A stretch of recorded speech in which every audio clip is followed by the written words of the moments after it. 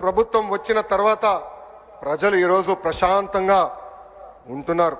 ప్రజా ప్రభుత్వం వచ్చిన తర్వాత ప్రజల ముఖంలో చిరునవ్వు ఈరోజు కంపడుతుంది. ప్రజా ప్రభుత్వం వచ్చిన తర్వాత ప్రజా సంఘాలకు ప్రశ్నించే హక్కు కూడా ఈరోజు కూటమి ప్రభుత్వం అందించింది. నియంత పాలన నుంచి ప్రజలకి నిజమైన స్వాతంత్రం ఈరోజు వచ్చింది. అది అన్ని సాధించామని కూటమి ప్రభుత్వం కాళ్ళు ఎగరేసుకుని తిరగట్లేదు. ఇంకా చేయాల్సిన చాలా పనులు మన ముందర ఉన్నాయి. వచ్చినట్టుగా ప్రతిపక్ష నేతలు ఎవరు మాట్లాడి మీ పరిపాలన బాగాలేదంటే తీసుకుపోవడం.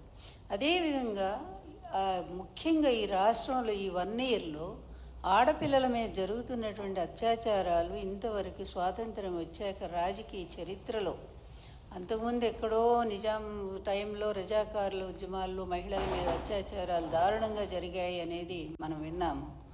బ్రిటిష్ హయాంలో అలాగే జరిగినాయి. ఎందుకంటే పోరాట వీరులను వాళ్ళు ఆ విధంగానే ఆడవాళ్ళని చేర్చేవాళ్ళు.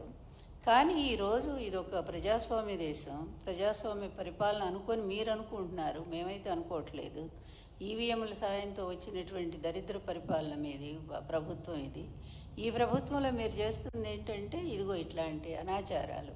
మీ పార్టీ వాళ్ళు ఏదో పని చేసినా సరే వాళ్ళకి ఏ విధమైన శిక్షలు లేవు. వాళ్ళు మహిళల్ని భయంకరంగా మరి మీ సోషల్ మీడియాలో ఇష్టం వచ్చినట్టు వాళ్ళ వ్యక్తిత్వ హననాన్ని చేస్తుంటే దానికి ఏ విధమైన శిక్షలు లేవు. కానీ సాక్షి మీడియాలో ఒక అనలిస్టు ఒక విషయాన్ని చెప్తూ దాన్ని మాట్లాడితే దాన్ని తీసుకెళ్ళి కొమ్మినేని గారికి అంటగట్టి అప్పటికప్పుడు ఆయన మీద కేసు పెట్టి తీసుకెళ్ళి ఇదా మీ పరిపాలన, ఇది సుపరిపాలన అంటారా?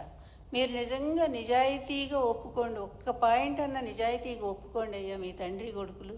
ఇక ఆ 3 ఆయన గురించి ఎందుకు మాట్లాడాలా? ఆ 3 ఆయన ఒక వేస్ట్ ఫెలో అనేది అర్థమైపోయింది. ఎందుకంటే ఆయన అందుకే సనాతన వేషం వేసుకొని రాష్ట్రాలన్నీ తిరుగుతున్నట్టున్నాడు, ఇక్కడేం చేయలేక.